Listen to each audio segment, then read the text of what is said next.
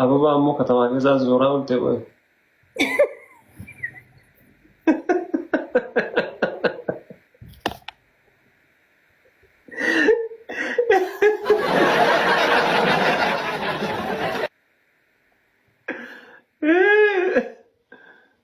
Waa shaayii martaa fi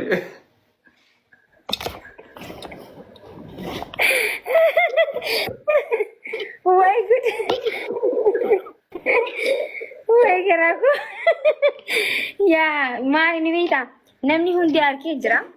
Dachii fi samii natti ni jeetan ala gabbaasee bara. inna maal siin jedhe warra ala. Dachii maal? Why garaako? Nama warra alaatti wayita agarsiistu. Eega.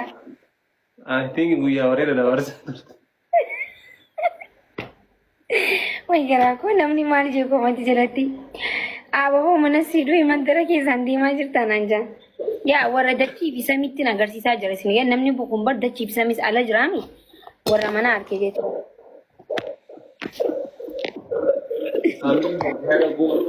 Single je, Roma gochuun danda'u. Akkana siin yoo kana ol single chan siin. Guys, kuma kudhan harka. Akkam ture ababaa qabatanii katamaa keessaan deemu. Bareeda akka malee.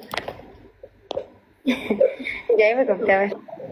Mandara keessa ababaadha qabdee suuraa jirtu maal nan jettee? Nama wayittumaan naan jedhe beektaa? Nama wayittumaan naan jedhe si argira fakkaata karaa irra si ababaa baatee olii gadi hin deemonna. Ila ababaa faransaa inni irra jedhanii akkasii qabaa ture. Nan agarre nam tokkorree mudii natti qabati nan takka nan agarre. Ani giseen boos makiinaan bee makiinaan deebi'ee nam tokko nan agarre. Maybe kaaffee naannoo keessa yoo namni akka. Ababaa faransaa eenyu fi namni isin hin jedhe karaa irratti. Namni naan jijjiirraa silatti qabati.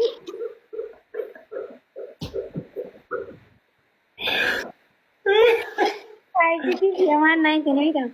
Oh my God. Ababaan kun silaa afaan qabaate yaa'u. Yaa yoo rabbi sodaatti makiina dhiisiin dabalitti oleessitee naan jaan.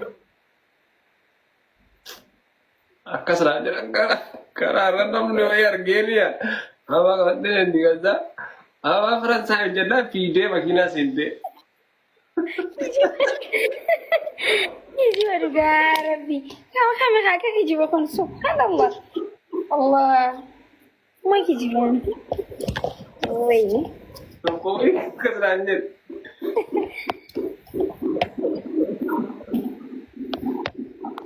Ay garuu dasisi jedhee nama. Maashaallah. Haa hedduu das na jee maaliif? Bexam na das yalee. Nam tokko si maaliif sagalee hedduu deebisa?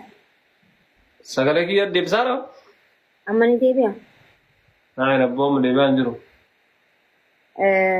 Nam tokko namaa godhaan akkamitti yaada seetee jireenyuma kiyyattu nam tokko waa namaa godhu osoo hin ta'in yaada kana silaan siiftee yoo naan jedhimi nama anna gammachiisu guyyaa guutuu gammadaan oolu.